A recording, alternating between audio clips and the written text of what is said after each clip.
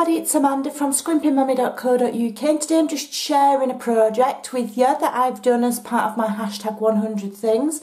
It's a bit of an indulgent project. I've not made it for a specific reason. I've not done a full tutorial on it.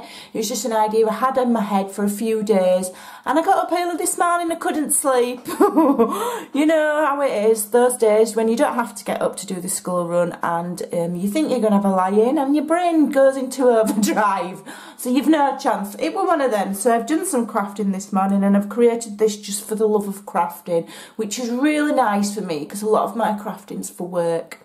So what I've done is I've made this using the sprig punch.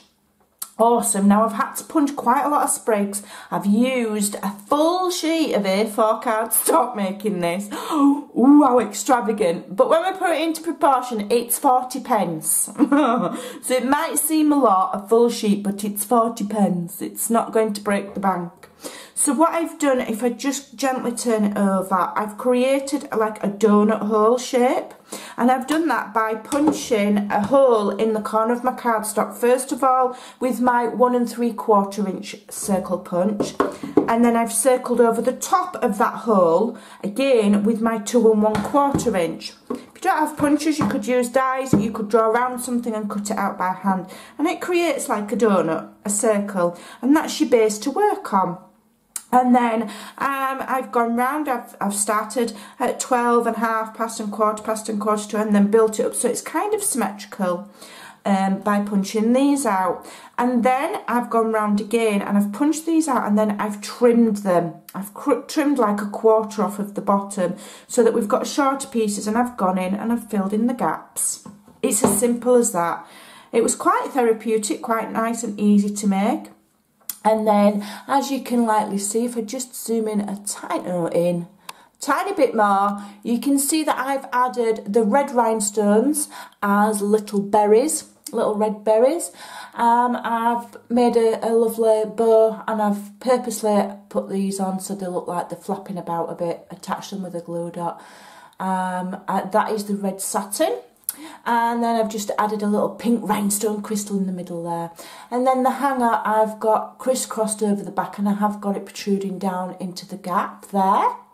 I made the sentiment here that's come from Cambridge Carols, which is on my desk to use this week. It's a beautiful set with this beautiful scene here, which kind of reminds me of a bridge that's in Central Park in New York, although this is obviously meant to be Cambridge. So I'm going to be using that this week, but that's the sentiment. And now I distressed it a bit with some crumb cake ink, and I writhed it about a bit, and it is, if I just show you from the bottom, there, look, I've put it so that it's like that. So it's not flat. And then I've made a faux little Christmas newspaper using the paper stack that we got for free if we spent so much, £250 I think it was. You got a free 12 by 12 paper pad. So I've used that, I just ripped it up, rolled it, inked it with crumb cake, and I tied some twine round it, which is the one from the Farmhouse Suite. Now it's quite thick, so what I did was I just split it and made it so it was smaller, okay? And then I found this little key in my hoard vault, in my crafty stash, and this little metal sentiment that says family, because to me that's what Christmas is about. It's about family. That is the main thing that Christmas is about for me. And the little hollies here come from the Candy Cane Season stamp set, which is this one, and you get this outline one and you get a solid. So that's where that's come from. And then I fussy cut it out and stuck some more of the little red rhinestones on as holly berries. Let's just zoom out ever so slightly.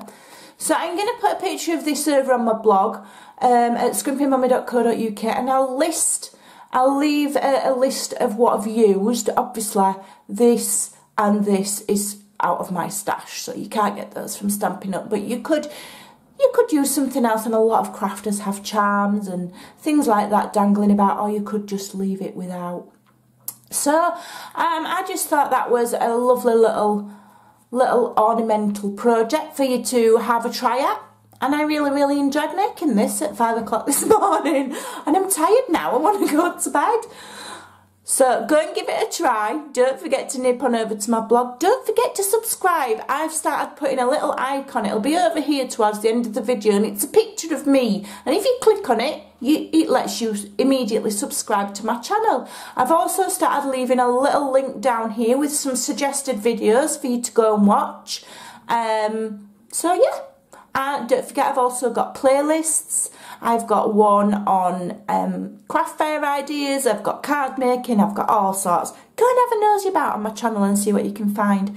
I'm getting very close to 1,000 videos. We'll probably be there by next week or the week after, which means there's nearly 1,000 videos for you to choose from on my channel. Loads of inspiration, so go and have a nosy. And I'll see you again soon. Bye for now.